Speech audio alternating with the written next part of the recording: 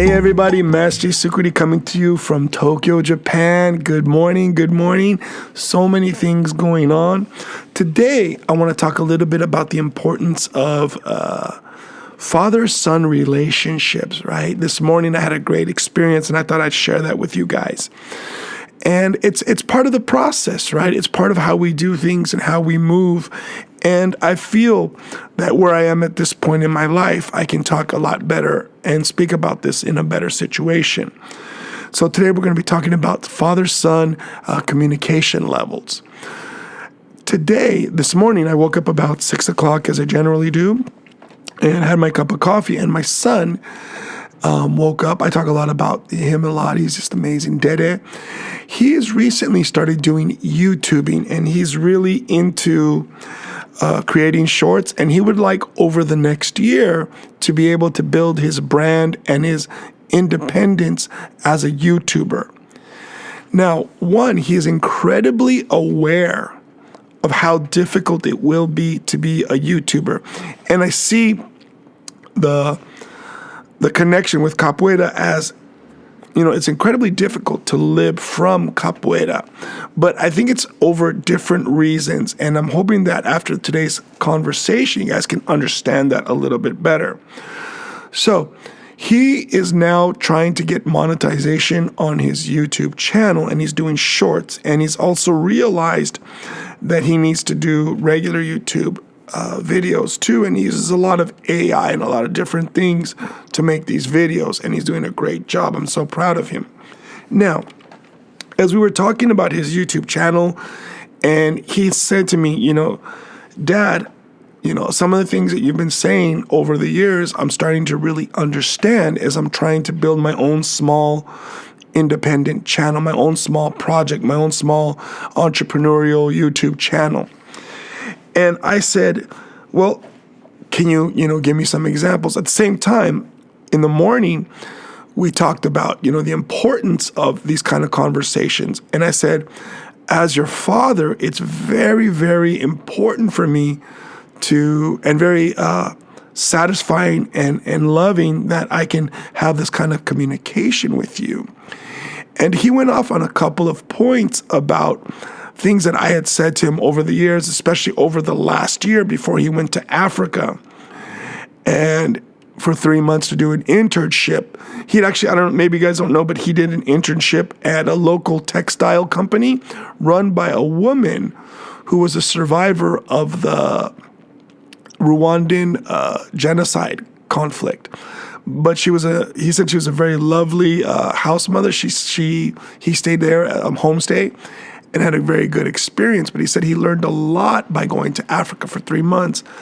And the first thing he said was, when he came back, was everything I said about the world and everything I said about like the negative side of things, but not negative, but how you have to be careful about this and be aware of things, said was exactly what I said and a million times more.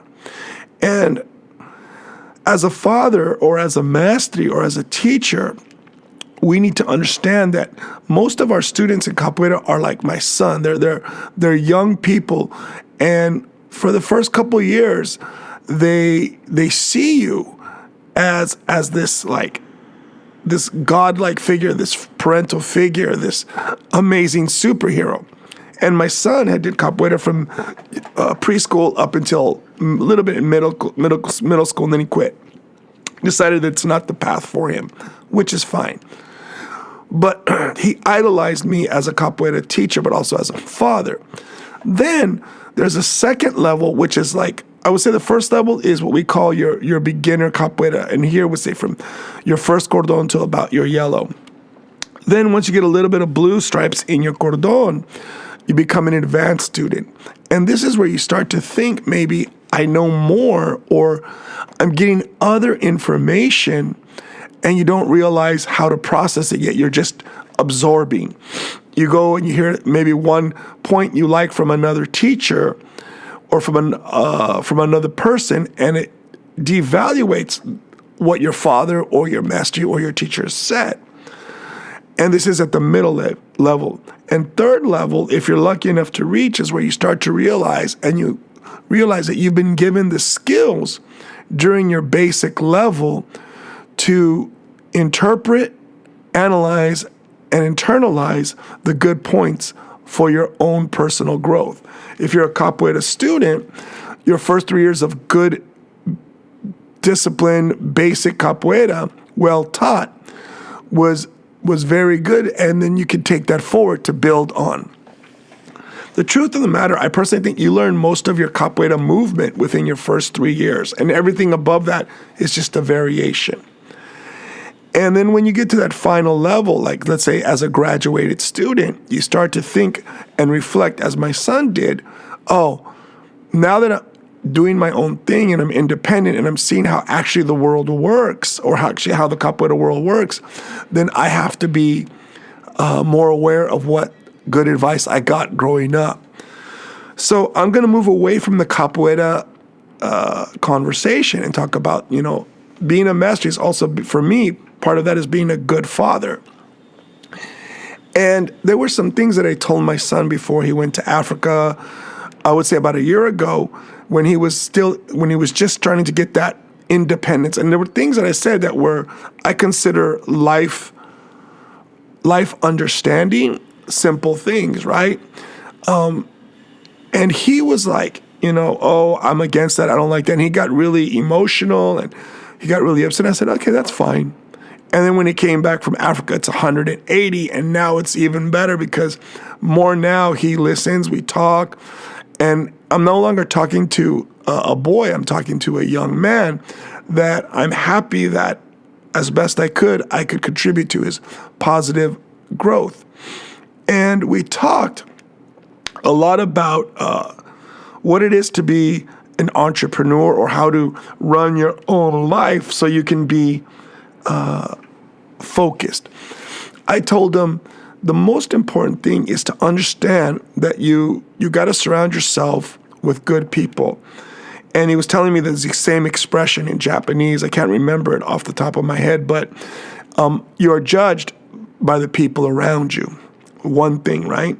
So I think about my wife and I think about her 4 or 5 closest friends. These are all women who I completely feel comfortable with my wife being with, right? They're all positive influences and stable friends. My wife in turn and my son in turn, I said, look at the people who are around me. And if you think about the people that surround me as friends, are basically really high-level people. Like he was saying, oh, Uncle Disco, Uncle Anthony, they're both like geniuses. And Uncle Zumbi's like, and I'm like, that's fantastic. And he's like, I said, and he finally understood that my specialty might not be because I'm in a traditional role like a bank or a tech company or engineering, but what I do is more on a human experience. And it really felt satisfying when he said that he really understood that I'm more of a mentor and leading. And we talked about how, for his YouTube and for basically what the media market is and social media, if you have something negative to say, you'll get more interaction, more likes, and you can blow up your internet, your YouTube channel and whatnot. And I mentioned to him that for me, this is why I like doing the Patreon, is because if I have to sell myself for uncertainty, for example, okay, maybe this will go viral, maybe this won't, then I can't be honest and realistic from who I am and what I want to communicate to people around me. And the Patreon platform is perfect because everyone here is interested in what I have to do, interested in the contributions I make to the world, to society, to art, as an artist, as a leader, as a mentor, as a community activist. All of these things are things that I'm very understanding, that I'm very lucky to have, and that because of that, I can do all of this. So I'm able to be very honest with all of you here, especially on Patreon, because this is what I do, and I don't have to chase, like, oh, I hope I get 1 million likes, I hope I get 3 million likes, or what do they call it, clout chasing. I'm really not interested in that. I'm really not interested in saying things that are negative constructs in my life or negative things because I really can't see any. I can recognize things that are toxic and hindrance and that I need to keep away from me, but I have nothing negative in my life. And that's because of the way I've grown. So from time to time, he was like, Dad, you should really think about starting your own like mentorship. And then we started talking about the whole red pill community. If you don't know what that is, it's basically trying to talk about men's mental health, but in a very assertive, aggressive, in-your-face way. And I'm really not that kind of person to do that, especially on a podcast or on YouTube or whatever. But I do believe in talking to people from who I am and what I am and what I've accomplished. For example, when I say to my son, I go, look, I'm talking to you as a man to man, and it also connotates it connotates the fact that it's man to man means respect to each other. Or me talking as a husband to a wife, or it's not about, I'm higher or lower than you. It's about understanding my role as a person, as a mestre, as a husband, as a father, as a friend, as a community member and leader, and how other people will, of course, see me. So part of this growth that I see myself, especially as a mestre, is really being blessed with the opportunity to talk a lot about human experience, nature, natural development of people, right? Not just men, but of women, of people from all different cultures and places around the world. And I thought to myself, right, I'm listening to some of these podcasts. I like it because it's fun, it's interesting, might give me some ideas for what to talk about. But I'm listening to a lot of these podcasts, and it kind of freaks me out. People talking about, oh, yeah, I speak 3 languages, or, oh, I've lived in one country. I lived outside of the United States, and I'm like, wow. The friends around me are so highly intelligent, so highly productive and members of society, and so go-getters, and also so highly intelligent, like multilingual, multinational, multicultural. And it's really interesting how we really do have to remember that we are a reflection of the people around us and how important that is. So my son and I were talking, and before I came to work this morning, he goes, Dad, what's your plan today? And I said, well, mijo, even though it's almost the end of the year, because Mom had said, I woke up at 6. She goes, you're getting up? And I said, yeah, it's a regular work day for me. It's Wednesday. Christmas is over. New Year's is coming up. But for me, it's a regular work day. I got a lot of things I want to do today. I'm fixing up the academia, getting really ready for next year. But at the same time, I said, this morning I got to do the Brazilian percussion class, which is up. So take a look. I did Mestre Vibes, Pandero. I did Baja Vento, and I did Samba Reggae on the Pandero. So check that out on Brazilian percussion class. If you're not getting that video or you're not accessing that, it's because it's for $10 a month tier people. Guys, big shout out. A couple of people have raised their support for me here on Patreon, and I'm really grateful. Don't worry if you can't. Don't worry if it is what it is. A couple people have better, might be in a situation where they can do it, and thank you very much. And I just want to say to all the people here on Patreon, you guys are fantastic, and having you inspire me is always amazing. And it doesn't matter what tier you're on, but but the tier for the percussion is at the $10 tier and higher. So just so in case you're wondering why you might not be able to access it, but don't worry unless you're going to be a professional percussionist or a capoeira teacher, or you're really trying to get to that level.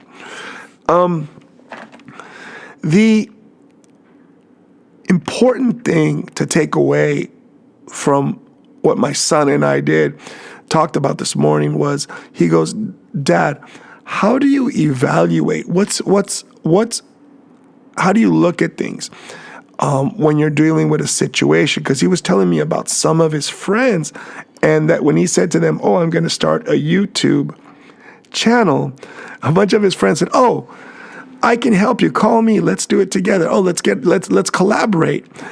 And he said the second that he was like, "Okay, well, you got to have a computer. You got to do this. This is the kind of time schedule. You got to invest in this and do this." And they were like, "Oh, never mind." And I told him a really funny story. And I go, "When you were a little boy, a lot younger, I had started a free Latin cultural magazine here in Japan, and the covers are still up on the wall. If they're still up on the wall, take a look. I'll take a picture and I'll add them as pictures as part of this podcast." And we had done this free magazine. I had to invest and I did all these things. And it was amazing how many people came out of the woodwork to volunteer, not volunteer, but to be a part, to collaborate, to say, "Hey, I can be a part of this magazine project you're doing, and let's do it together, and let's be partners on that." And I was like, "You guys are all kind of crazy." It was really shocking. You guys have invested nothing. There was actually a guy, American guy, and he calls, "Hey, let's talk about your magazine." He said he was a photographer, and I mean, I don't know. There's a lot of foreigners who would just hustle constantly, so I don't know. And he goes, the first thing he said when we sat down at coffee, and he goes, "Okay, to be blunt, your magazine layout and style is crap." And I was like, well, that's a good way to start a conversation with somebody you want to contract from, or somebody you want to work with, or somebody you want to get paid by. Because the magazine is mine. So by saying that, are you trying to work for me? I mean, is that the way you open a conversation? Is that constructive? Is that not supposed to affect how my ego is? I mean, what was the guy thinking? And at that moment, I was just like, yeah, this guy's just hustling. So I gave him, about another minute or two, and I said, "Okay, that's fine. Thank you. I'm taking the magazine in a different direction." And you could see that he was actually upset that I didn't see his value in being part of my magazine. Later, I didn't really have a chance to talk to him. I don't have any relationship with the person, but a person I know said that later they had talked, because it's a small community, and said, "Oh, I know so-and-so. Yeah, he's, teaching English, doing his thing." And I'm like, why do you have to fake trying to be better? Why can't you just be better? Why don't you just try to be better? And I told my son this story, and he was like, that makes so much sense, because he's going through a lot of those processes with a lot of his friends. And I told him, it doesn't matter if somebody's 17 or 45. People are still going to be hustling and doing and trying to waste your time. So the best part of the conversation today was at the end when my son goes, "Dad, I really realized that over the years you said a lot of things, and they're really starting to come together and make sense. And it's not about being good or bad. It's about understanding the way it is." And the best part was, he said, "Dad, at the end of the day, it's nice because you are a good person. You are a person who's trying to make the world better, even though there's a lot of bad parts to it." And I felt really good about that. And I thought I'd share that with you guys. It's a little bit of a personal, heartfelt story about my son and me. And that conversation went on from about 6 a.m. to about over coffee to about 7:30. And then I got ready and I got in here. And like I said, he asked me, "What's the plan today?" The plan was to get in here, make a podcast, get in here, make the video for Pandero. I'm straightening up the academia, putting some stuff and making it look really nice. Then I've got a kids class. Then I got adults class, and just keep it going.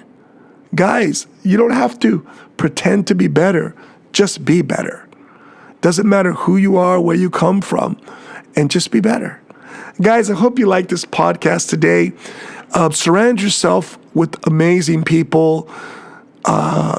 Cut off the people who are toxic. Doesn't matter who they are, to make a better life for yourself. If you need anything from me, just email me. Give me a call. I'm here all the time. Guys, Mestre Sukriti coming to you from Tokyo, Japan. Mestre Vibes. Lots of love, lots of peace, and lots of capoeira.